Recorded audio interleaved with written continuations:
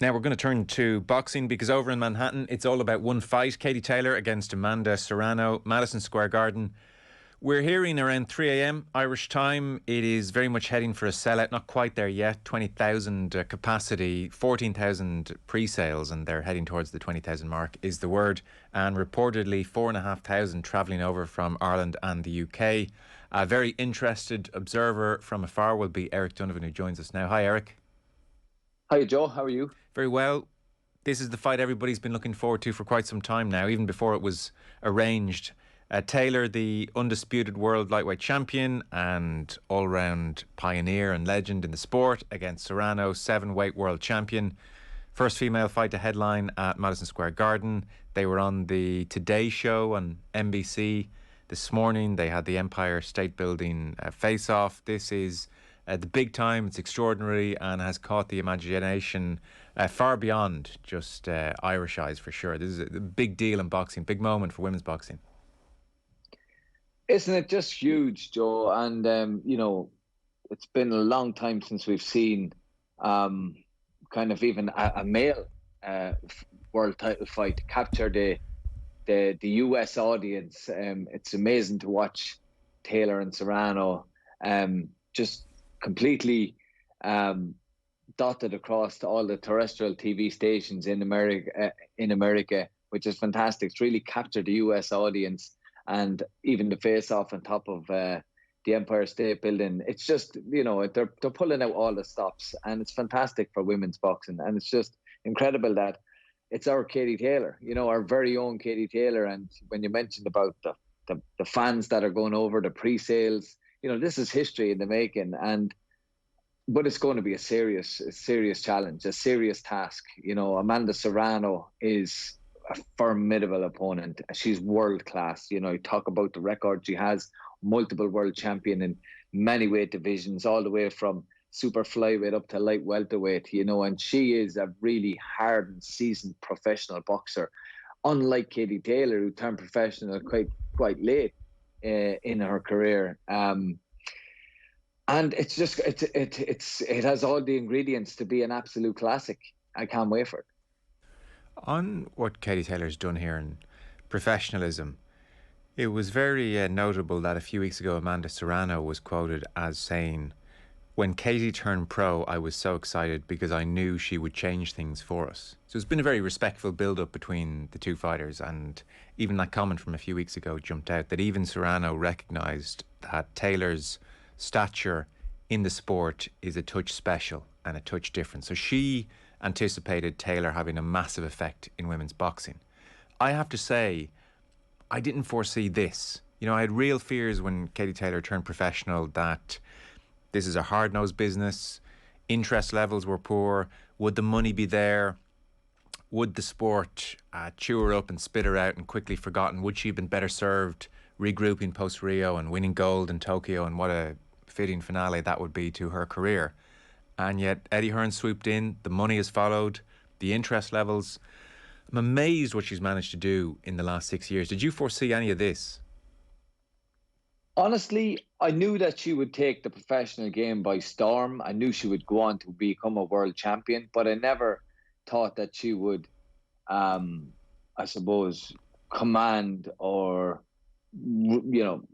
touch, expand across the globe in terms of like her reach, her marketability, her potential to to reach so many households across the world. And trust me, Eddie Hearn has a huge part to, you have to give a lot of credit to Eddie Hearn here. And it's mad when you think about this. All started with a direct tweet, a direct message on Twitter from Katie to Eddie, reaching out to Eddie after post Rio Olympic Games.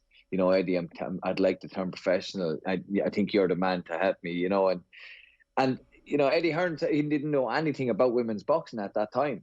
He had no clue. But he said, someone on this level of Katie Taylor's, stature, reaching out to me, I had to answer the call. I had to sit down with her. I had to speak with her. And he sat down and spoke with her and Brian Peters. And Brian Peters deserves a lot of credit as well, I suppose. But there was a team there, and I just think in general, Eddie's one of the best promoters in the game.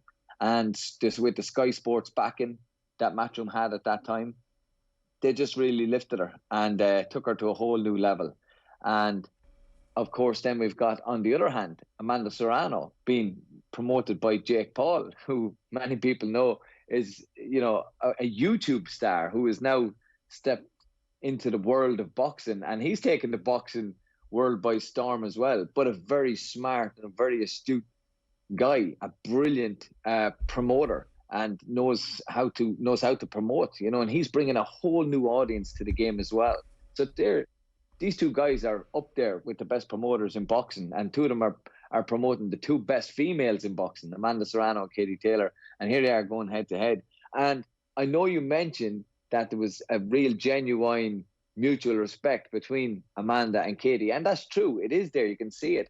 And they're so respectful and so just courteous and nice to each other and very sportsmanship-like. But trust me, deep down, both of these want to win this fight so much, so much. This is a massive fight. This is a historic fight. And I just know that both of them are just deep down. They really want to win this, because it's going to be mega. It's going to be huge. And it'll be probably, the winner will probably be the pound for pound best female boxer on the planet. So to the fight itself then, boxing does pageantry like very few other sports. So the week of this fight, the two fighters have been around each other a lot.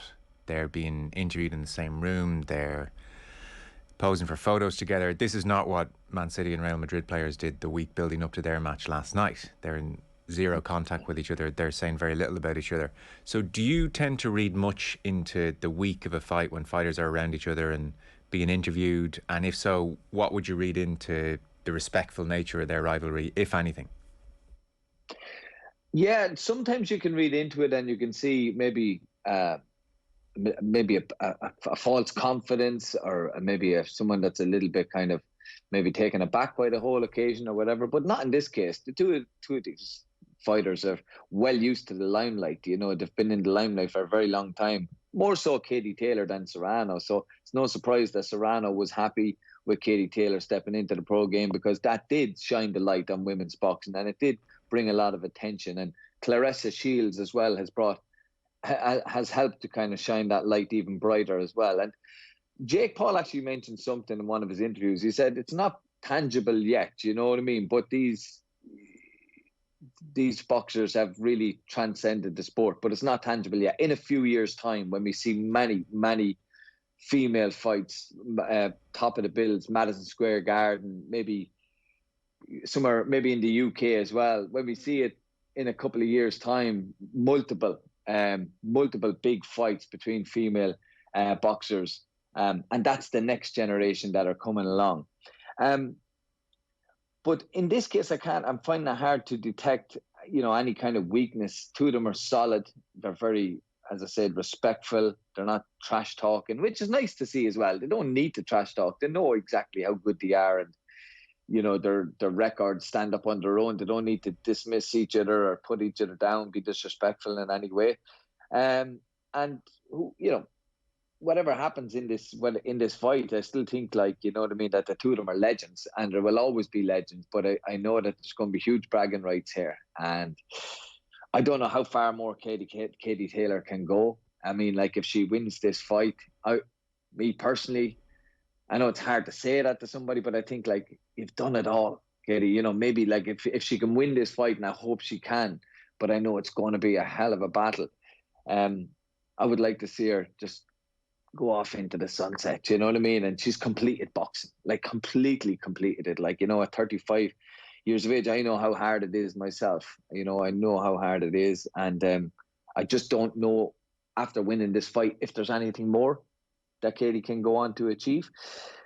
But I think Serrano is the fresher of the two going into this fight. I think she's the fresher of the two. I think she's the more seasoned professional, a very hard puncher. She's knocked out 3 of her last 5 opponents, but in total, she has of her knockouts, I think she has 30 knockouts of her 41 wins, so it's an incredible stat. Katie hasn't had a knockout for the last 3 years. Katie's a fast puncher, we know that. She's a consistent puncher, high volume, but there isn't that. She hasn't got that concussive power. But that's because she turned professional very late, and being a professional and trying to develop that power, it takes time. It takes years to really embed that kind of foundations into place so you can punch with your whole body behind the shots. But Katie hasn't got that. And at 35, you're not going to get it. It's not going to happen now. But Serrano has. Serrano has that power. And she's devastating power. And Katie's just got to be really, really careful around that in this fight. So to your eye, has Taylor changed much as a fighter in the 6 years as a professional then? Not really? Not so much in the sense, like she fights a lot more, which is kind of expected because it's professional boxing. It's longer rounds. You're going to have to sometimes just go into deep waters, and you sometimes have to fight. Tactics go out the window, game plans go out the window. Like her 2 fights against Delphine Persoon were perfect examples of that. You can have a plan A, B, and C going into that fight, but Delphine Persoon just rips up your script and just comes at you like a bulldozer. And Katie had to go into deep waters with her, down into the trenches and work. And you're just fighting then on resilience and resolve. And it's not really proper professional technical boxing. It's really just dishing it out with somebody. And you're really going into your reserve there and going into the character that the character that you are. And we know that Katie has that. We don't like to see it. We don't like to see it because, like, anyone watching that fight, you'd be like, I know Katie won, but you're like, oh, she took a lot of hits to win that fight, So I just think that over the last number of fights that Katie Taylor has had, they've been tough battles, really, really tough battles. And Amanda Serrano hasn't really been in those kind of taxing fights over her last. Yeah. And is it your sense that being in those wars and those tough battles and going into those deep waters, does that take something out of you permanently? There's only so many times you can go there. Yeah, I believe so. I believe the fights that you win, the fights that you lose, every time you go into a training camp and a fight, I think it's a very extraordinary thing. It's an incredible thing for the body to do and the mind to do, to go through that whole 2 months, 3 months training camp, and then at the end of it have an absolute war with somebody. It takes something from you, and then you're getting older in all of that. As well. So no, it definitely does. But Katie still has unbelievable talent and skill. And I just hope that on the night she can pull it off. People are saying, oh, it's whoever wants it most and whoever. Listen, that's ridiculous because these two want this fight so bad. This is actually going to boil down to errors, the small mistakes in the fight, like the finest of margins. If Katie makes a mistake, if she falls in, maybe in her previous fight she might have fell in once or twice but got away with it because her level of opponent may not have been able to capitalize. But Serrano will be in Katie's face all the time, waiting for her to make a mistake and then trying to land those big, heavy shots. So I would like to see Katie using her feinting, a lot of feints like we used to see from her in the amateur game, keeping Serrano at bay. But it's going to be a high octane fight, high level of energy, high level of strength, mental strength, physical strength. It's going to be a serious battle. So the way you're talking there is that because of that, maybe that power deficit, and because of Serrano's ability to pounce on mistakes, you almost want Taylor to embrace her brilliant amateur ethos and the training and the artistry and the feinting and the movement as a way to beat Serrano here. I do, because Katie hasn't knocked out an opponent for 3 years, right? So I don't think she's going to knock out Amanda Serrano. Amanda Serrano has lost only once in 41 fights, and she's avenged that. Sorry to interrupt, Eric. Would Serrano have taken many punches across those 41? Because maybe she's just so dominant that we don't know if she has a chin or not. She has a chin. She has a chin. She's tough. She's solid. Okay. So I don't think Katie should waste all of her power.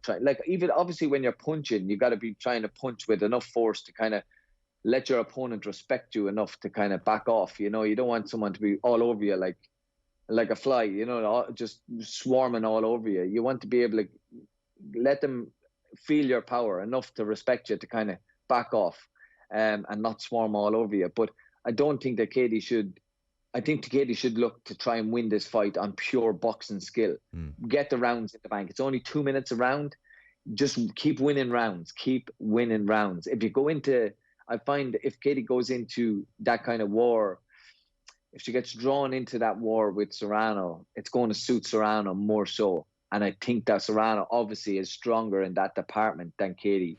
Because it's funny you say that. I did see a clip in a joint press conference a while back, where Serrano turned to Taylor, not in a goading way, but not a million miles away from a goading way, saying, well, listen, I'll go 3-minute rounds for 12 rounds if you want, if you're game. And it was an edited highlight reel I was seeing, so I didn't see Taylor's response to that. But the way you're talking there, those 2 minutes, get in, move, high octane, get out. That suits Taylor. 3-minute round, harder to sustain that. Very, very hard to sustain that. The 3-minute round, you would see a hell of a lot more knockouts in women's professional boxing. And I know that they're campaigning for it, like, you know, but I don't know if we need to see it. Like, at the moment anyway, I'm happy with the 2 minutes. I think it's very skillful, good level of skill on display, and it's really, really entertaining. The fights are really entertaining. But I think the 2-minute rounds will definitely suit Katie Taylor in this fight. On the PowerPoint, just one last question on it. So I do remember when Taylor first turned professional, there was talk about how she would start planting her feet more, and we would see that power radically improve. And here we are 6 years later, maybe it hasn't quite happened. So does that mean that she didn't take to the technique, or it's just not possible at a certain age to develop in that way? Or is it maybe just that some fighters have that concussive power and others don't, regardless of technique? Like when I'm watching, for instance, on Sunday morning, Eric, will I, or the casual observer, will I see something in Serrano's technique, punching technique, which differs to Taylor's? Watch Serrano. She walks around the ring. Her feet are glued to the canvas. And so when she punches, she's punching with her body, not her arms, not her hands. Like, even though it's her hands that are hitting you, but the body is hitting you behind the shots, because she's rooted to the ground. She's rooted to the canvas, and her feet, the more flat your feet are, the more power that you have, because when the feet are flat from heel to toe on the canvas, you can imagine that the energy coming through the foot right up to the hip and right up to the shoulders and then right out through the arm. It's like roots of a tree just coming right up, and the energy coming through and the force coming right through the body and the punch hitting you. And that's where the concussive power is. Katie Taylor grew up in the amateur game, boxing. She joined boxing 9-10 years of age. She turned professional after Rio. She was maybe 30 years of age turning professional, and she would have developed her boxing style on the old computer scoring system. Do you remember the computer scoring system? The red, blue, you pick a point, you hit. So everything about that was to hit and not get hit, and you're almost just hitting to score a point, not hitting to cause damage or not hitting to cause hurt, or force. You're just trying to hit as fast as you can, as quickly as you can, to get a point on the board. So Katie would have been developed and conditioned on that scoring system for years, just like me. I was the same. So I'm finding it so difficult to try and switch over to the pro style. Now, there is there is certainly improvements around Katie's style, but you're never going to completely make the full advancement that you would need. Not changing, like you're changing tact at nearly 30 years of age after a career in one style. It's very interesting. You're perfect parallel then, really. You can totally relate. So you've managed to improve a touch, and I'm sure she's managed to improve a touch, but there's just a certain ingrained technique that you've obviously found hard to shake. As talented as you are, it's still there. It's still, you're indoctrinated. My last fight was a perfect example. I stepped into Ramirez in the third round. I hit him a right uppercut, a right hook to the body, and a right uppercut to the head. Watch my feet. Anyone that watches back that highlight, watch my toe. My two heels are up off the ground. I'm on the balls of my feet. I don't even realize it until I look back. Right. And then he's flat. His both feet are flat, and he throws out two punches and he drives me back. And literally, I was up on my toes when I'm getting hit as well. So you've no real balance or control at that, So that's why that's why it's so important. And it's when you watch it back, you realize that. Yeah, I realize it straight away. I Yeah. can see it, that. And when you're on your balls of your feet throwing punches, you can imagine Mm. when I talked about the heel to toe being stuck on the canvas, you're only getting a fraction of the power, because the power comes from the ground, through the feet, through the legs, through the hip. But if there's only a part of your feet on the ground, like let's say your toes or your balls of your feet, and you're up there, very little power coming through. Plenty of speed, but very little power. So does it follow then that if Taylor has the energy and the fitness to make this an amateur style fight, in, out, quick, feinting, moving around, how do Serrano's boxing skills match up, leaving power aside? Yeah, she has good skills. She has very good head movement. She has a good jab. She's a brilliant backhand. Her left hand is very, very strong.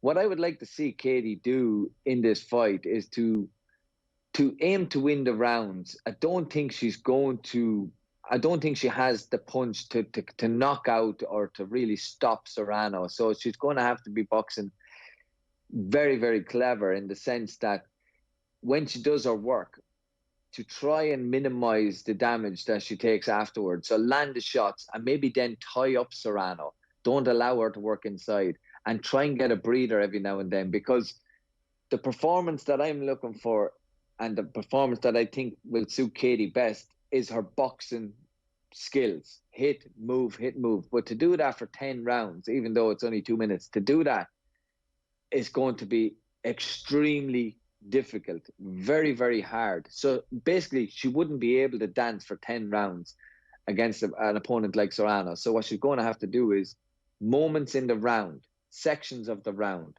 10 seconds, 15 seconds here, land the work, land the shots, bam, bam, bam, move, don't get hit. Then try and grab Serrano in a very kind of a cute way where the referee doesn't see a hole in whatever, and just try and spoil Serrano, block her, tie her up, and minimize the damage. Try not to ship any kind of onslaught from Serrano, and breathe in there, because you have to breathe. Yeah. And it's going to be about preserving energy over the course of the fight, because I'd be really worried about the later rounds, because Serrano does come on strong. I was just going to say, there are so many parallels here between you and Taylor. Everything you're describing is a young fighter's fight. And if she was 23 in front of that crowd with that adrenaline, no problem. But you understand what it's like in your mid-30s to try and produce that kind of fight. How worried are you that she runs out of steam, as brilliantly as she's lived and as well as she's looked after herself?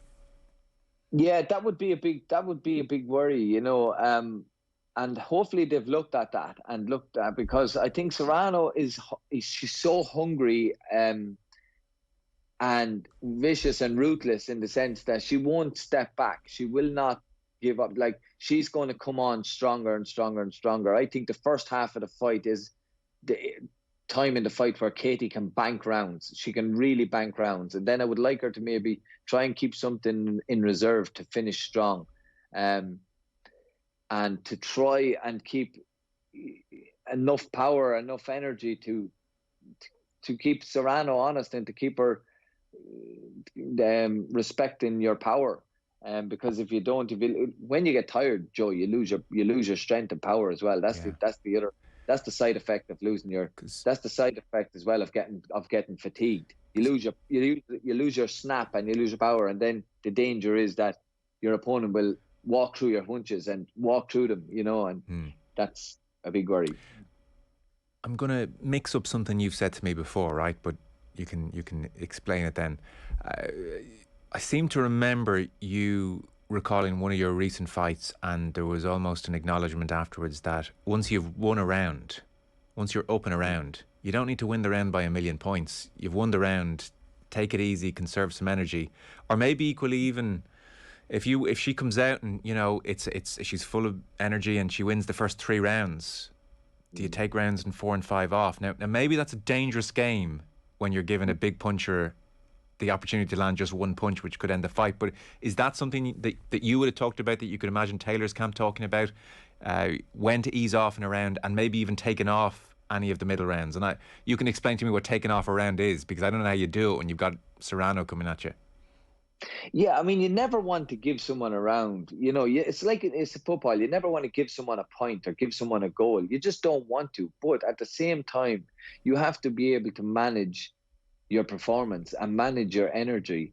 And with we have an energy system, and when Katie exerts her energy, I find that Katie fights in a high volume, very high firepower, loads of shots, bam, bam, bam, bam, bam, bam, bam, bam, bam.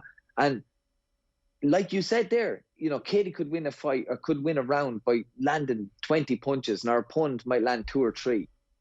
But she could have maybe won that same round by landing 10 punches instead of 20. So it's about managing your exertion of your energy.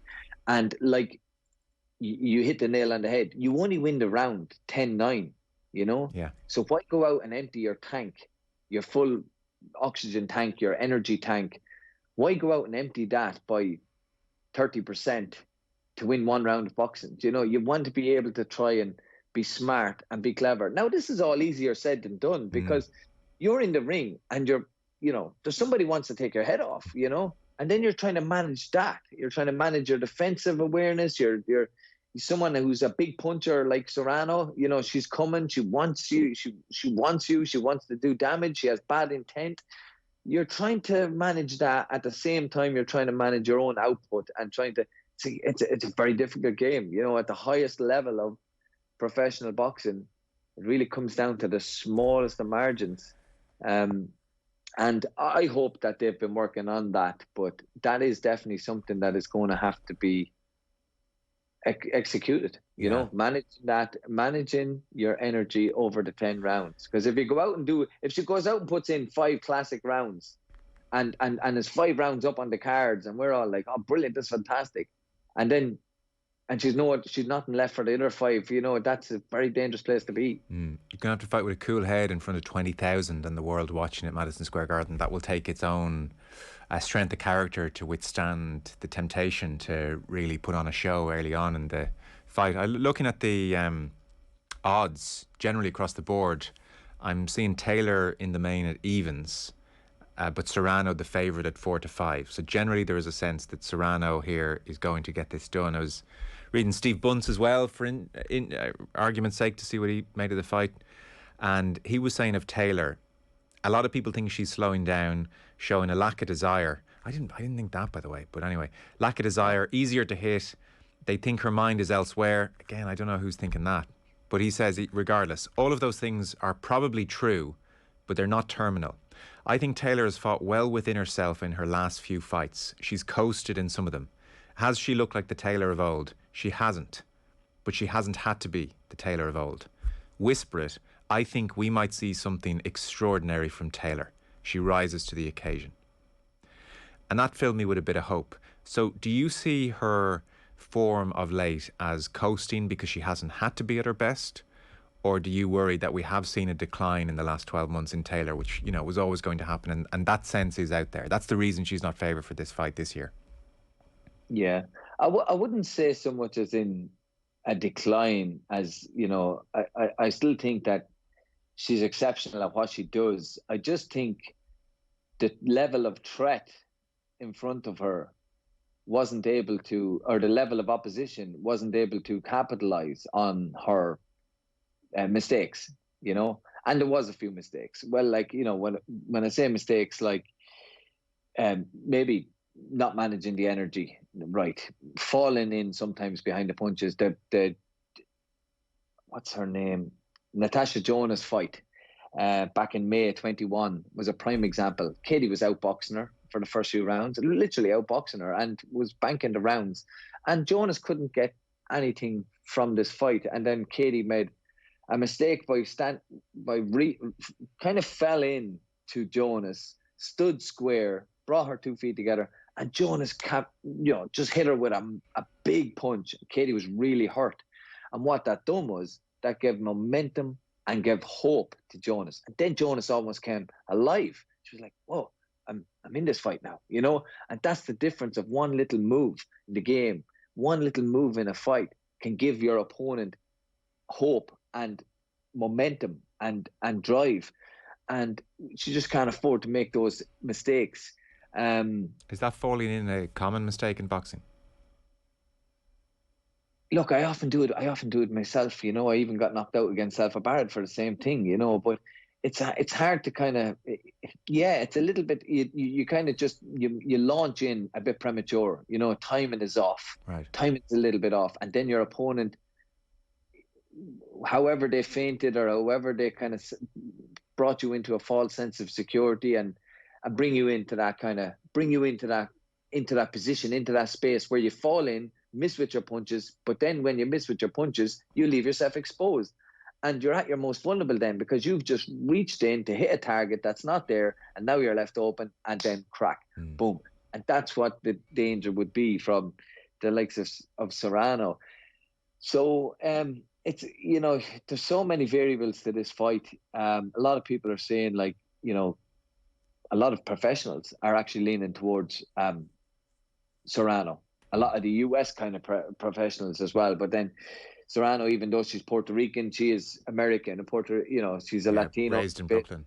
Yeah, raised in Brooklyn. So a lot of those, Shakur Stevenson, Devin Haney, Clarissa Shields, all kind of leaning towards Serrano. But that's no surprise there. I'm gonna lean towards Katie Taylor. I hope Katie Taylor. I thought you might.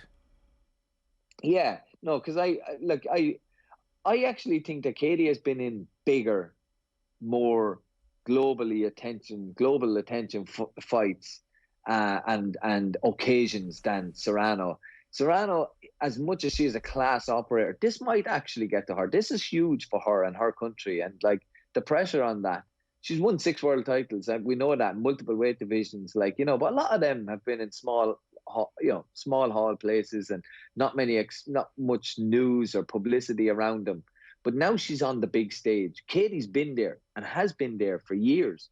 So Katie will have a lot more experience on this platform than Serrano.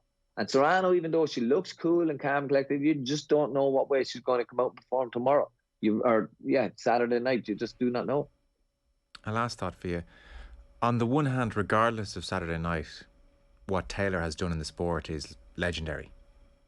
On the other hand, it's hard not to feel for her legacy and potentially a way to sign off. This is so important. There would be just that bitter aftertaste of after this brilliant 6 years, it ends in defeat if this is her last fight. So it's hard not to feel that this is so important for her legacy, even though her legacy dwarfs anything she's done in the ring in some respects because of the overall impact she's had.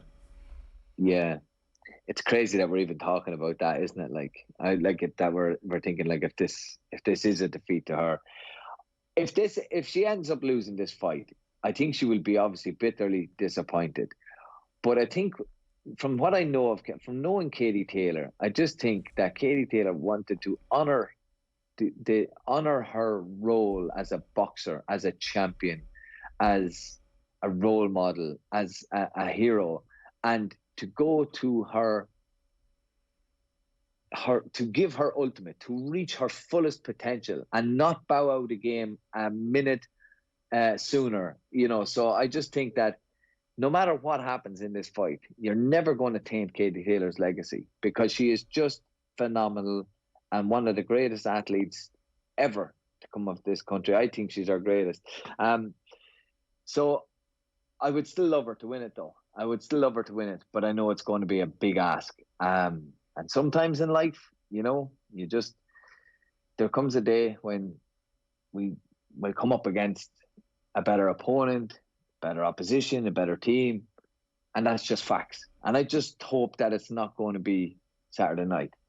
But Katie won her first world title as an amateur, and I think it was in 2006. We're into 2022 now. What's that, 16 years being on top of the world? That's just phenomenal.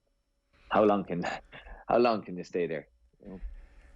Super talking to you. It's always great hearing you talk boxing. I suspect we might catch up with you at some stage after Saturday and get your thoughts on it all.